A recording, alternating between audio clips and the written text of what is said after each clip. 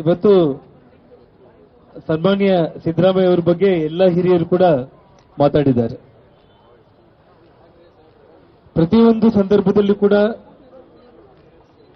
ಮಾನ ಮರ್ಯಾದೆ, ಲಜ್ಜೆಗೆಟ್ಟವರು, ಲೂಟಿಕೋರರು ಅಂತೇಳಿ ಮಾತಾಡುವಂತ ಸನ್ಮಾನ್ಯ ಸಿದ್ದರಾಮಯ್ಯನವರು ಈ ರಾಜ್ಯದ ಮುಖ್ಯಮಂತ್ರಿಯಾಗಿ ಇಡೀ ಭಾರತದಲ್ಲೇ ಪ್ರತಿಯೊಬ್ಬ ನಮ್ಮ ಕನ್ನಡಿಗರು ಕೂಡ ತಲೆ ತಗ್ಗಿಸಿಕೊಳ್ಳುವಂತ ಒಂದು ದೊಡ್ಡ ಭ್ರಷ್ಟಾಚಾರವನ್ನ ಮಾಡಿ ಹೈಕೋರ್ಟ್ ಆದೇಶ ಇದ್ರೂ ಕೂಡ ರಾಜೀನಾಮೆ ಕೊಡಲಿಕ್ಕೆ ಹಿಂದೇಟನ್ನು ಹಾಕಿ ಜನಪ್ರತಿನಿಧಿಗಳ ನ್ಯಾಯಾಲಯ ಅವ್ರ ಮೇಲೆ ಎಫ್ಐಆರ್ ದಾಖಲೆ ಮಾಡಬೇಕಂತೇಳಿ ಆದೇಶ ಮಾಡಿದ್ರು ಕೂಡ ಅದನ್ನು ಕೂಡ ಲೆಕ್ಕಿಸದೇನೆ ಇವತ್ತು ರಾಜೀನಾಮೆ ನಾನು ಕೊಡೋ ಪ್ರಶ್ನೆನೇ ಇಲ್ಲ ಅಂತೇಳಿ ಹೇಳ್ತಾ ಇದ್ದಾರೆ. ಅಂತಂದ್ರೆ ಇವತ್ತು ಈ ಕರ್ನಾಟಕ ರಾಜ್ಯದಲ್ಲಿ ಮಾನ ಮರ್ಯಾದೆ ಇಲ್ದಿರೋರು ಸಿದ್ದರಾಮಯ್ಯನವರು, ಲಜ್ಜೆಗೆಟ್ಟ ವ್ಯಕ್ತಿ ಯಾರಾದ್ರೂ ಇದ್ರೆ ಅದು ಸಿದ್ದರಾಮಯ್ಯನವರು.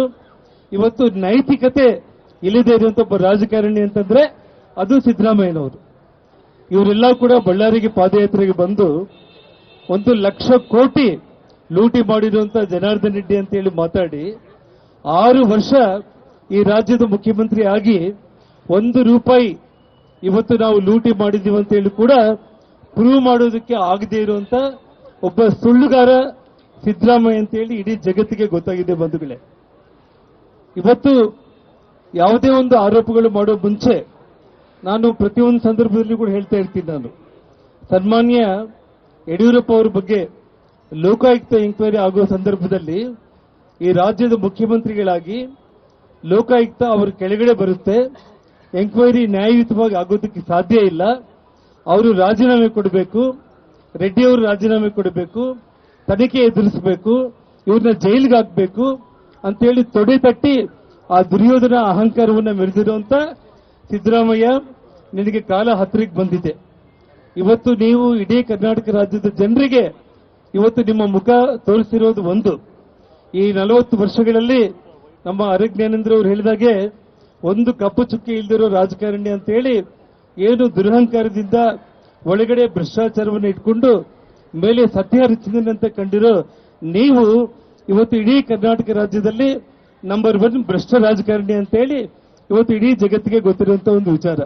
ಹಾಗಾಗಿ ನಿಮಗೆ ಯಾವುದೇ ಒಂದು ರೀತಿಯಲ್ಲೂ ಕೂಡ ಅವತ್ತು ರೆಡ್ಡಿ ಅವರಿಗೆ, ಯಡಿಯೂರಪ್ಪ ಅವ್ರಿಗೊಂದು ನ್ಯಾಯ, ಇವತ್ತು ನಿಮಗೊಂದು ನ್ಯಾಯ ಅನ್ನೋ ರೀತಿಯಲ್ಲಿ ಇವತ್ತು ನೀವೇನ್ ಮಾತಾಡ್ತಾ ಇದ್ದೀರಾ, ಕರ್ನಾಟಕ ರಾಜ್ಯದ ಪ್ರತಿಯೊಬ್ಬ ಸಾಮಾನ್ಯ ಜನರು ಕೂಡ ಇದನ್ನ ಗಮನಿಸ್ತಾ ಇದ್ದಾರೆ.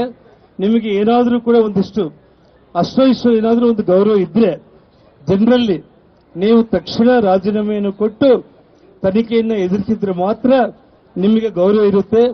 ಇಲ್ಲದ್ರೆ ಇಡೀ ಕರ್ನಾಟಕ ರಾಜ್ಯದಲ್ಲಿ ಸಿದ್ದರಾಮಯ್ಯನ ಒಬ್ಬ ಮುಖ್ಯಮಂತ್ರಿ ಇದ್ದ ಒಬ್ಬ ಕಳ್ಳನಾಯಕನ ರೀತಿಯಲ್ಲಿ ಒಬ್ಬ ದೊಡ್ಡ ಭ್ರಷ್ಟಾಚಾರಿ ಅನ್ನುವಂತ ಒಂದು ಕಪ್ಪು ಚುಕ್ಕೆಯೊಂದಿಗೆ ನಿಮ್ಮ ರಾಜಕೀಯ ಜೀವನ ಅಂತ್ಯ ಆಗುತ್ತೆ ಅಂತೇಳಿ ಈ ಸಂದರ್ಭದಲ್ಲಿ ಹೇಳಿ ತಕ್ಷಣ ನೀವು ರಾಜೀನಾಮೆ ಕೊಡಬೇಕು ಅಂತೇಳಿ ಭಾರತೀಯ ಜನತಾ ಪಕ್ಷದ ವತಿಯಿಂದ ನಮ್ಮೆಲ್ಲ ಹಿರಿಯರ ಜೊತೆಯಲ್ಲಿ ಇವತ್ತು ನಾವು ನಿಮ್ಮ ರಾಜೀನಾಮೆಯನ್ನ ನಾವೇನ್ ಕೇಳ್ತಾ ಇದ್ದೀವಿ, ತಕ್ಷಣ ನೀವು ರಾಜೀನಾಮೆಯನ್ನು ಕೊಡಬೇಕು. ಕೊಟ್ಟಿಲ್ಲ ಅಂತಂದ್ರೆ ಇಡೀ ದೇಶದಲ್ಲೇ ನಿಮ್ಮ ಕಾಂಗ್ರೆಸ್ ಪಕ್ಷ ಮತ್ತು ನೀವು ತಲೆ ತಗ್ಗಿಸ್ಕೋಬೇಕಾಗುತ್ತೆ ಅಂತ ಹೇಳಿ ಈ ನನ್ನ ಮಾತನ್ನು ಮುಕ್ತಾಯ ಮಾಡ್ತಾ ಇದ್ದೇನೆ.